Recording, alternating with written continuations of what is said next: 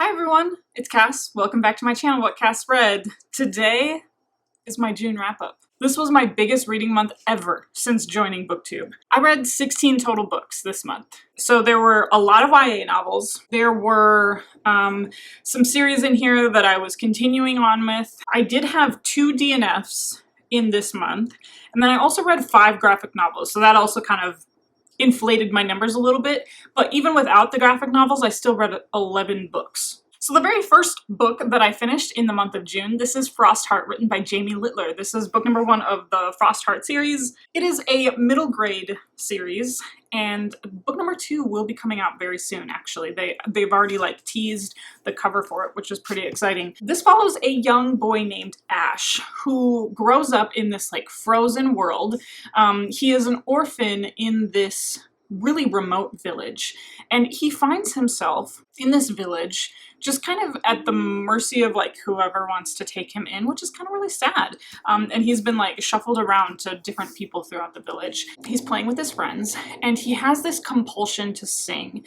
Now, singing is this type of magic in this world that is looked super down upon, and of course Ash is singing and it weirds the villagers out. He ends up having to shift his guardianship to a Yeti who decides to take him under his wing, and they live on the edge of the village. Now, this trading vessel called the Frostheart actually comes into his village. He meets a couple of people while they're there in their stay trading with the village members, and he decides that he wants to take off with them. He wants to leave this village behind because nobody's welcoming to him, and he wants to set out on a voyage to find his parents, his missing parents, and see what really happened to them. So his Yeti guardian follows along with him. He becomes a member of the Frostheart crew. We have such a great adventure, and I rated this book 4 out of 5 stars. I really enjoyed it, and this might end up being one of my most surprising reads of the whole year because I just didn't anticipate how much I would think about this book after I'd finished it. So it's written and illustrated by Jamie Littler.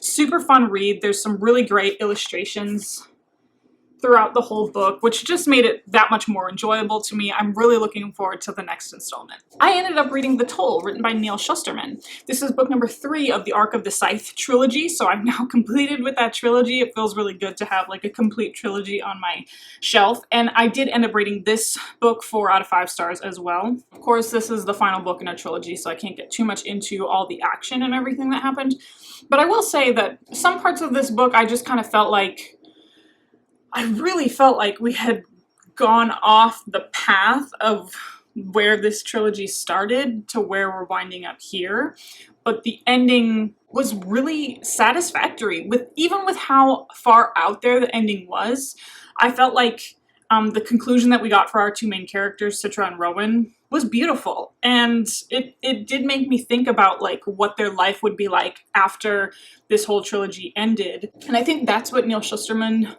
really excels at for me personally. His endings come out of nowhere. There's every single installment of this trilogy, I've just been really blown away with the direction he chooses to go with each ending, but the middle part I sometimes get a little bit lost. Overall, I would still recommend this whole trilogy, and overall I would still recommend finishing it with The Toll if you haven't already. A book series that I started in June. This is Clockwork Angel, written by Cassandra Clare. This is book number 1 of the Infernal Devices trilogy. The fact that I decided I wanted to read the Infernal Devices trilogy just came out of left field, and it honestly was BookTube promoting it, this FOMO of all these new pretty Cassandra Clare novels that are coming out, despite the fact that I didn't quite finish the Mortal Instrument series. And then I started reading this book, and it just brought me back into that mindset of yeah, I really don't like Cassandra Clare's writing, but I really like the world of the Shadowhunters. I really like the idea of the Nephilim and their powers and the different institutes all over the place. This follows a young woman named Tessa Gray in Victorian London. She is a shapeshifter, and she finds herself embroiled in the world of the Shadowhunters. Her brother is missing, she's trying to find him, and then she hooks up with the Shadowhunters, and she's just trying to solve this mystery. Really great first installment to a series. I did rate this 3 out of 5 stars, just because Cassandra Clare's writing is just not for me personally, but I still really enjoy the ideas behind her stories, so that's why I'm still going to continue on with this trilogy. It's not the most ringing endorsement, but a 3 out of 5 stars is still pretty good. It's still a passing grade. I've already got a whole spoiler video of The Way of Kings on my channel. This is book number 1 of the Stormlight Archives, written by Brandon Sanderson. And this was like a bleed over from May. So I started reading this book in May. And it took me just over 2 weeks to finish this whole thing, so that's why it bled a little bit into June. But this was a 5 out of 5 star read. I was introduced to so many new characters that are forever going to be some of my favorite characters now. This book is like, I was so happy when I read this book, because I have been building up to reading this series for 3 or 4 years now. When Oathbringer was a brand new release in the bookstores, that's what turned me on to this, because like I was seeing all of the hype about Oathbringer in the bookstore. So I looked into it and I realized that this is book number 3 of a series.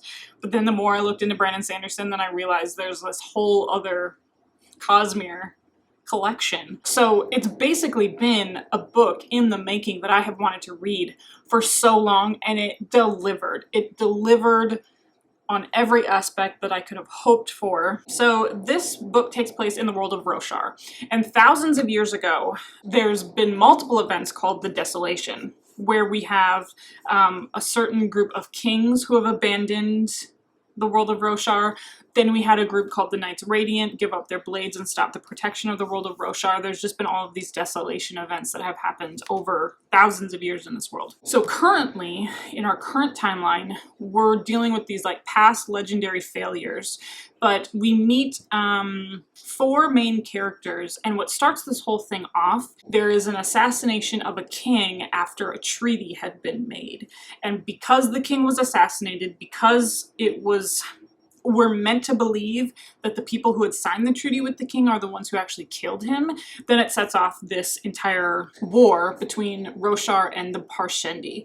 And a majority of our book takes place on the Shattered Plains, which is the main site of our war camps, and we meet a bunch of characters. There's great magic in here. Of course, it's Brandon Sanderson. I don't think you should be intimidated by this book if this is like on your TBR. It's just long, but it's not hard to read, and it's not hard to follow. Okay, now we're actually gonna get into my first DNF of the month, which, this is hella surprising. This is The Girl in the Stars, written by Mark Lawrence. This is book number 1 of the Book of the Ice series. You know I've sung my praises about Mark Lawrence's Book of the Ancestor trilogy. I have to admit, I found myself pretty bored in the midst of this. I think I probably made it about 30% of the way through before I just called it quits. This takes place in the same planet that Book of the Ice does, but Book of the Ancestor trilogy does, but this takes place among the ice tribes. And we follow a young girl, gosh, I don't even remember her name. Yaz. Okay. Yaz's people are one of the various ice tribes, and there's a bunch of these ice tribes at the beginning of the book that go out to this place called the Pit of the Missing, where all of the children of the tribe are meant to put themselves forth for consideration to this priest, shaman, holy person right at the edge of the pit. And if you're found to be weak of if there's any weakness found in you, you are cast off into the pit. And that's how everything starts. There were a lot of things that alluded to some history of this world that ties in with Book of the Ancestor. No, you don't have to read Book of the Ancestor before you begin this one, but I just found myself really bored at the moment. And then, of course, we can't ignore just like the blow up on Twitter that happened, and Mark Lawrence's name came up in a lot of that discussion. So that also coupled with the reading of this, I was like, I'm just gonna take a step back. It was very surprising that I just decided to DNF this book. Hi. I knew she was gonna make an appearance some point in time in this video. And then before we get into some other of the familiar authors that you're gonna see in this video, I did actually read 5 graphic novels. 5 graphic novels, all of the same series. I read the Lumberjanes series, volumes 1 through 5, written by Noelle Stevenson. And I know I mentioned this graphic novel series already in my mid-year book freakout tag. If you haven't already watched that, I'll go ahead and link that for you. And I was vastly surprised by how much I enjoyed this. It was just something that I decided to pick up because I was scrolling through the Kindle Unlimited options. I'm doing the free trial for the Kindle Unlimited because I just purchased a Kindle Paperwhite, which I have a whole video on why I ended up purchasing that. I had been wanting to like check out this graphic novel series for a while, and since it was free as a part of my free subscription, I decided to take a look at it, and I had so much fun. It's a really cutesy art style, and it's about Camp Lumberjane. It's a camp for hardcore lady types, and it follows a group of young women and all of the types of adventures they get into summer camp, but with a fantastical twist. The woods that they have their summer camp in, there's a bunch of all these mythical and fantastical creatures that may or may not impact their time at summer camp, and it has such a great message of friendship. There's a small budding female-female romance in there. It's been a really good time. So I smashed through the first 5 volumes because they were all available on Kindle Unlimited. So all of those, they had like a mixture of a rating between 4s and 3s. The ones that were rated 3 were because Noelle Stevenson and this graphic novel series like have guest illustrators. Some of the guest illustrators I didn't really like the drawings, so that took away from some of my enjoyment of it, but it was still really fun, and that's why I kept going with it. This is Crown of Midnight, book number 2 of the Throne of Glass series, written by Sarah J. Maas. This I ended up picking up towards the end of the month. I had a couple extra days, and what other book series do I want to keep going with? And I hadn't yet picked up Crown of Midnight, which was actually a Twitter poll that I had for, again, before the great reading slump of 2020. So I was like, you know what, I should really pick up on this book again so I can like at least read that book that everybody wanted me to. And I had a lot of fun with this one. I rated this 4 out of 5 stars. This one was, I feel like, a really great next step to the series and Selena Sardathian's story. This was much more like court intrigue, which I wasn't anticipating after the first book, but I liked it a lot. For those of you who have read this, I'm not a big fan of Kale as the love interest, but that's just me. I don't know how it's going to keep going on throughout this whole series, but that was like the one part of this book that I just wasn't really a fan of. So yeah, I really look forward to the next installment, which is Heir of Fire. And then this is more Sarah J. Maas. That these obviously are rereads for me. I reread A Court of Thorns and Roses and A Court of Mist and Fury. I gave them the same exact ratings that I gave the first time. This I gave 3 stars, this I gave 4 stars. But the only reason why I picked these up was, again, I was like in my YA mood for the month, but since I had just purchased my Kindle, I wanted to like test out reading on a Kindle with a book that I had already read before, and for some reason I was like, you know what, I'm gonna read ACOTAR because I miss Rhys and I miss the Night Court, so that's what I did. Obviously I stopped at A Court of Mist and Fury and did not continue on with A Court of Rings and Ruin. Alright, and then my next 2 were top tier books of June. We have 6 of Crows, written by Leigh Bardugo, and since I was on such a roll, I did end up finishing up Crooked Kingdom, so now I have read the whole 6 of Crows duology, finally. And I ended up giving 6 of Crows a 5 and Crooked Kingdom a 4. I thoroughly enjoyed Kaz Brekker, thoroughly enjoyed this whole crew. I felt like this was better than Shadow and Bone, than the Grisha trilogy. I'm glad I read the Grisha trilogy first because then I could understand what the Grisha were and why this Jurda Parem was so devastating. But I also don't think you need it in order to read this book either. So those are my thoughts on it. I really wish we could get a 6 of Crows TV show because I would watch the hell out of that. I just loved all of Kaz Brekker, everything about him. This really reminded me of the Lies of Locke Lamora, but like a new adult version of the Lies of Locke Lamora, less complex, but not in a bad way. Like, The Lies of Locke Lamora is a really, really complex story. And this one was just so enjoyable and so menacing, and there were some things that our 6 of Crows gang did that were very menacing that I wasn't anticipating in a YA tale, but I'm really glad that I read this. Again, 6 of Crows was the better of the 2 in my opinion. Crooked Kingdom, there were just parts in the middle that were a little slow for me, but the ending was perfection. The ending of this duology was perfection. I'm really sad that it's actually a duology because I just wanted more. Yeah, now I finally have read this. Now I know what everyone's talking about, and I feel pretty good about that. All right, and then my very last book of the month is actually my second DNF of the month, if you've been keeping track of when I said there were 2 DNFs. This was the second one, and believe me, I am way heartbroken about this. I was so convinced that I was gonna love this whole series that I actually purchased the whole series. I own all 3 books before having read Shadow of the Fox, and that usually works out pretty good for me. Didn't work out in my favor this time. So anyways, this is The Shadow of the Fox, a book written by Julie Kagawa, and this is a young adult Japanese mythology-inspired fantasy tale. I DNF'd it at about 30% of the way through because the writing was just not good. She tried to incorporate all these Japanese references, but did not incorporate them like in any sort of thoughtful, meaningful, intelligently written way. That sounds so bad to say. And when I was reading this, I hate bashing. I hate book bashing. But as I was reading this, I kept thinking about, do you ever watch the Food Network and do you ever watch Giada De Laurentiis when she like over enunciates all of the Italian words in her cooking show, and it just like is super annoying and pulls you out of it?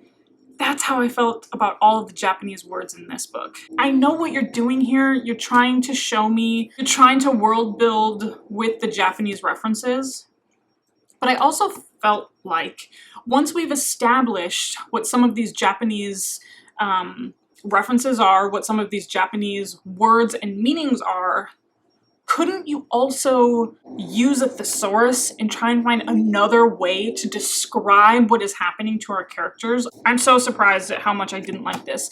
And the writing was just boring. The sentences were very blunt and very boring. And you could have fooled me because the first chapter, like the prologue chapter, really gruesome, really unexpected and out of the blue. There goes Luna. I actually got really attached to the little girl in the first chapter, and then that was just kind of blown to pieces because the rest of the book didn't follow that. So there was so much promise here, but I kept looking at everybody else's reviews of this and I was like, did we read the same book? Because this read like bad anime. I was really looking forward to this Japanese inspired fantasy with shapeshifters and demons and all the things that I grew up like watching on television and, you know, the various anime and the various Japanese cartoons, and I was looking forward to seeing that in book form, and for some reason it just didn't really work on this page. Just needed a little bit more work. That was my June wrap-up. Like I said, I smashed through 16 books, 11 books, 5 graphic novels. That has got to be the most I've ever done on BookTube ever since I've joined BookTube. So that makes me feel really accomplished, really proud to get over some of that reading slump that I had by just smashing through a bunch of YA, and a bunch of YA that's been sitting on my shelf for a long time that I've been meaning to get to. So let me know what you thought about this wrap up in the comment section below. How did your June reading months go for you all? I hope they went well, and just let me know what you thought of these books. Are you happy that I read some of the books that are on here now? Like Crooked Kingdom, done. Six of Crows, done. Way of Kings, done. 2 5 stars, 2 DNFs, and a lot of in between. You can also follow me on my social media if you want. I'm on Twitter and Instagram. It's at whatcassread. It's the same as this channel, so it should be super easy for you to find. And then, of course, my Goodreads link. That is always listed down below. Other than that, you know how these videos end. I'll talk to you later. Bye.